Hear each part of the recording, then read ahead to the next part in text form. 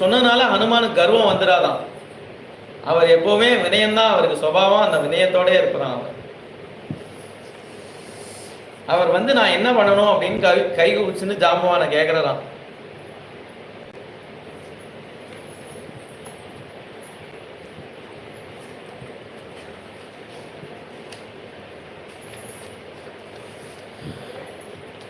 மூணு ஔஷதிகள் சொல்றீங்க.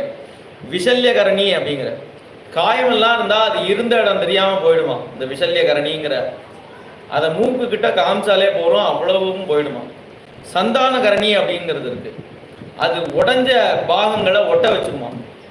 ஒரு கை முறிஞ்சிருந்தது, கால் முறிஞ்சிருந்தது அப்படின்னா அந்த பாகங்களை ஒட்ட வச்சிடும். சஞ்சீவகரணி அப்படிங்கிறது ஒரு கால் உயிரே போயிருந்துன்னா உயிரே மீட்டு கொண்டு வந்துருமா அந்த சஞ்சீவகரணி அப்படிங்கிறது. உடனே குபீர்னு புறப்படுறார்